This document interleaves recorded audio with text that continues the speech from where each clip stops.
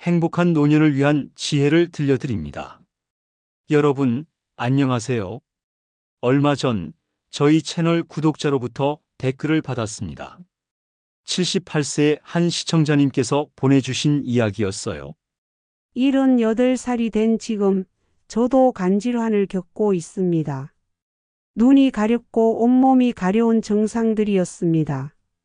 선생님께서 이야기해 주신 내용과 정말 똑같은 경험을 했습니다. 하지만 저는 약에만 의존하지 않기로 결심했습니다. 아보카도, 고구마, 키위, 당근 같은 음식을 직접 챙겨 먹으며 하루하루 건강을 지키고 있습니다. 혼자 사는 생활 속에 때로는 외로움을 느끼기도 하지만 조금이라도 평온한 날들이 이어지길 바라며 오늘도 조용히 노력하고 있습니다. 이 글을 읽는 순간 몸과 마음을 다해 자신의 건강을 지키려는 그 용기에 진심으로 가슴이 뭉클해졌습니다. 그리고 생각했습니다. 몸이 보내는 작은 신호들을 결코 가볍게 여겨서는 안 되겠구나. 우리 모두 지금 이 순간부터라도 스스로를 더 아끼고 돌보는 시간을 가져야겠습니다. 오늘 영상에서는 눈과 몸에 나타나는 가려움이라는 작은 신호가 사실은 우리 몸 안의 건강 이상을 알리는 소중한 경고일 수 있다는 이야기를 들려드리려고 합니다. 가려움은 누구나 한 번쯤은 경험해 본 적이 있는 감각입니다. 대부분은 무해한 것으로 여겨 그냥 넘기기 쉽죠. 하지만 특정 부위에 반복적으로 나타나는 가려움은 당뇨병, 간 질환, 심지어 암과 같은 중대한 건강 문제의 경고 신호일 수 있습니다. 오늘은 주의 깊게 살펴야 할 가려움 부위, 조기 발견 방법, 그리고 그 증상들이 의미하는 건강 위험에 대해 함께 알아보겠습니다. 자신과 사랑하는 사람들의 건강을 지키기 위해 함께 배워나가요. 오늘의 주제에 관심이 생기신다면 좋아요 누르시는 걸 잊지 말고 부탁드립니다. 첫 번째, 눈의 가려움은 간 건강의 경고 신호입니다. 눈이 가려운 경험은 매우 흔합니다. 먼지나 알레르기 때문이라고 생각하고 넘어가기 쉽죠. 하지만 특별한 원인 없이 눈 가려움이 오래 지속된다면 이는 간 기능 저하와 관련된 문제를 의심해 볼 필요가 있습니다. 중국 전통 의학에서도 간과 눈은 밀접한 관계가 있다고 여깁니다. 간이 약해지거나 손상되면 눈의 가려움, 건조, 통증 같은 이상 증상이 나타날 수 있습니다. 특히 알레르기나 환경적인 요인 없이 지속적으로 눈이 가려운 경우라면 반드시 주의해야 합니다. 간이 약해지면 노폐물을 처리하는 능력이 떨어져 혈액 속에 독소가 쌓이게 됩니다. 주변은 매우 섬세하고 작은 혈관이 몰려 있어 독소의 영향을 쉽게 받아 가려움과 피로감이 발생하는 것이죠. 또한 현대의학에서도 간은 비타민 A의 생산과 조절에 중요한 역할을 하는 것으로 알려져 있습니다. 비타민 A는 눈의 건강을 유지하는 데 필수적인 영양소입니다.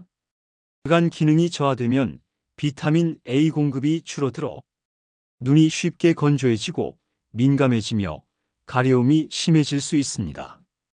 이뿐만 아니라 간 질환으로 인해 생성된 빌리루빈이라는 물질이 제대로 배출되지 못하면 피부나 눈이 노랗게 변하고 전신 가려움이 생기기도 합니다. 이런 증상은 간경변이나 지방간 또는 간암과 같은 심각한 질환과도 관련이 있을 수 있습니다.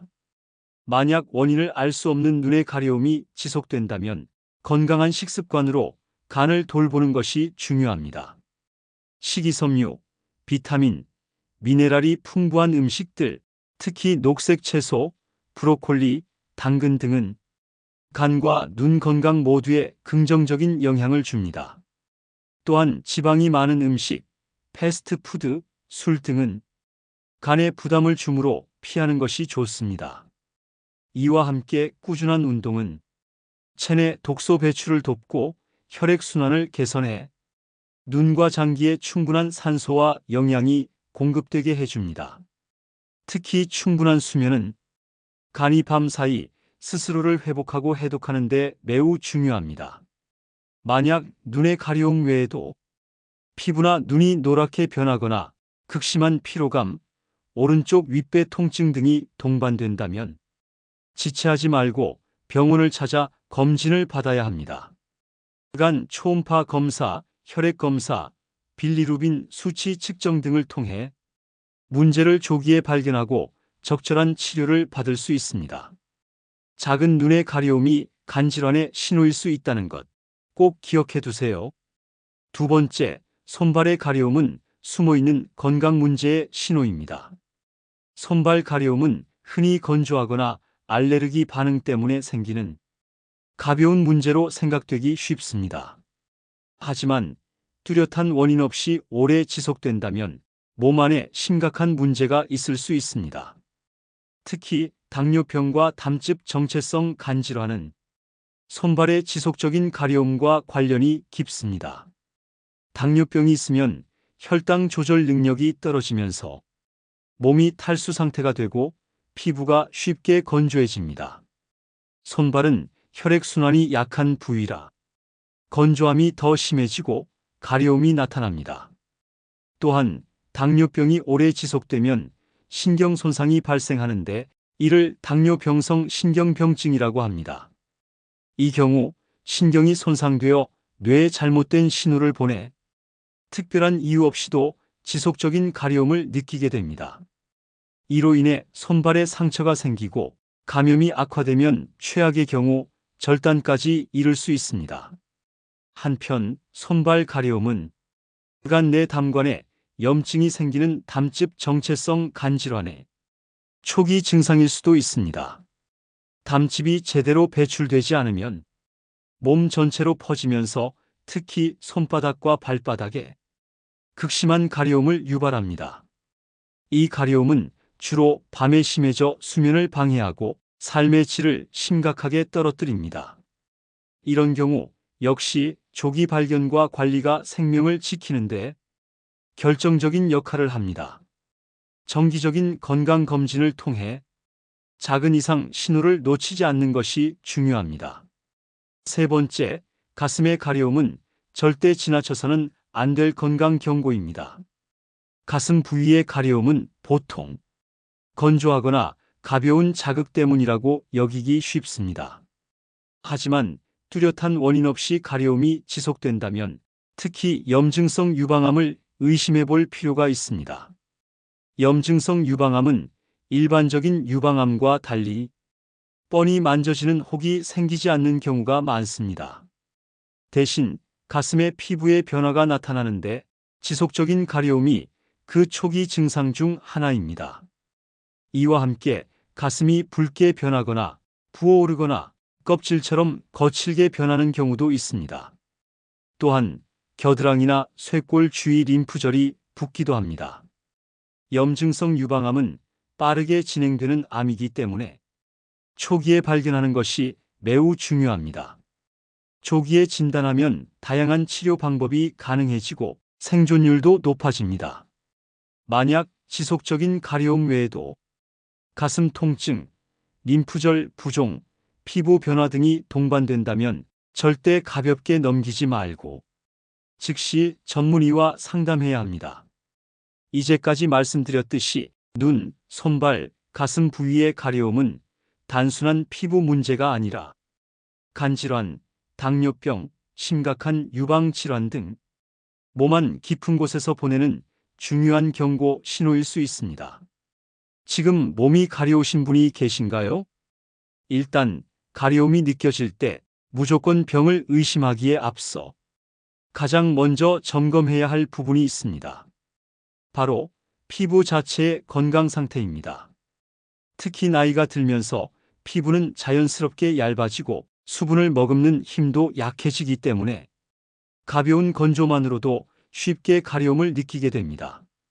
그래서 가려움이 생겼을 때는 우선 피부 관리를 제대로 해보는 것이 가장 먼저입니다.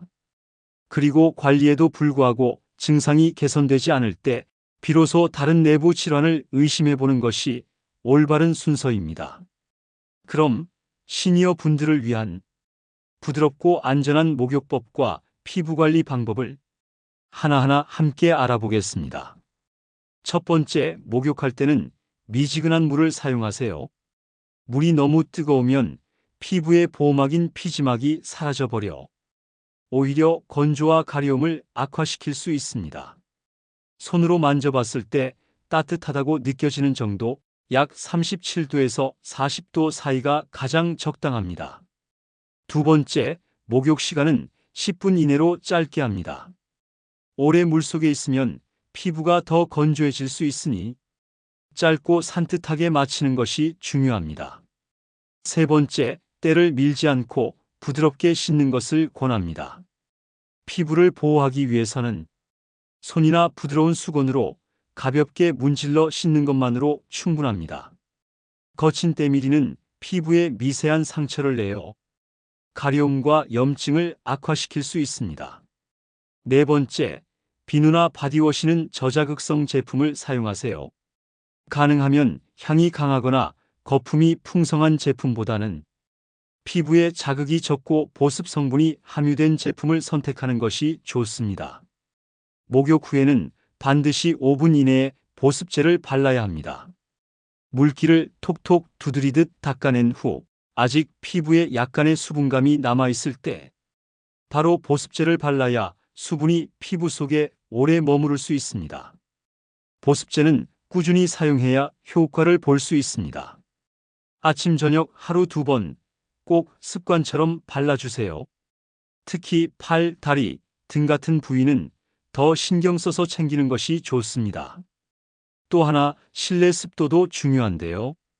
특히 겨울철이나 건조한 날씨에는 가습기를 사용하거나 젖은 수건을 걸어두어 적절한 습도를 유지하는 것도 피부 건조를 막는 좋은 방법입니다.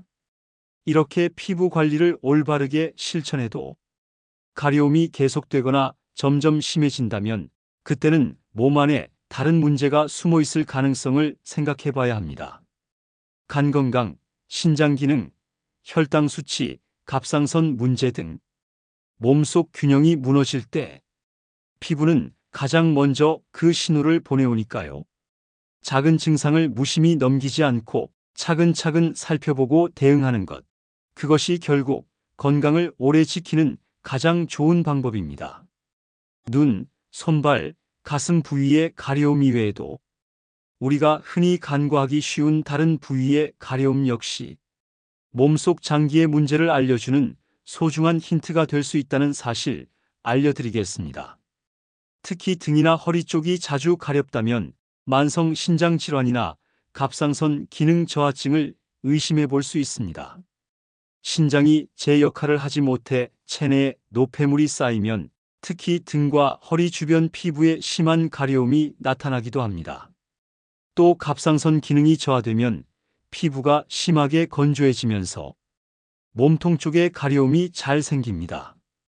또 두피가 지속적으로 가렵다면 단순한 비듬 때문만은 아닐 수도 있습니다.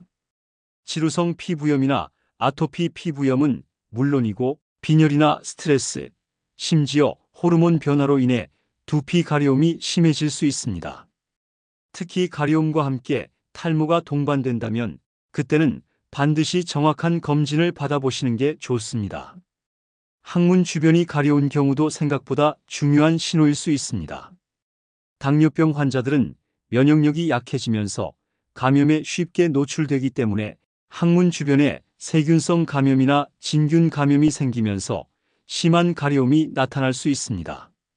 또 치질이나 간 질환과도 관련이 있을 수 있으니 특히 밤에 가려움이 심해진다면 꼭 점검을 받아보시길 권합니다. 그리고 가장 주의해야 할 것은 이유 없이 몸 전체가 가려운 경우입니다. 아무런 발진이나 외부 자극이 없는데도 전신의 가려움이 지속된다면 림프종이나 백혈병 같은 혈액암, 만성 간질환, 만성 신부전 또는 갑상선 기능 저하 같은 문제를 의심해 봐야 합니다. 특히 전신 가려움과 함께 체중이 급격히 줄거나 밤에 식은땀을 흘리는 증상이 함께 나타난다면 조기에 검사를 받아보는 것이 중요합니다. 몸의 등, 두피, 심지어 항문 주변이나 전신의 가려움 역시 다양한 질병을 알리는 신호일 수 있습니다. 작은 신호라도 가볍게 넘기지 않고 몸이 보내는 소리에 귀 기울이는 것. 그것이 건강을 지키는 가장 확실한 방법입니다. 건강 정보를 전해오면서 늘 느끼는 것이 하나 있습니다. 몸은 늘 조용히 그리고 정확하게 우리가 알아야 할 것을 먼저 알려준다는 사실입니다. 문제는 우리가 그것을 듣지 못하거나 사소한 불편이라고 무심히 넘겨버리는 데에 있습니다. 오늘 영상이 여러분께 조금이라도 도움이 되었다면 부디 이 작은 정보를 여러분의 가족, 친구들과 함께 나눠주세요.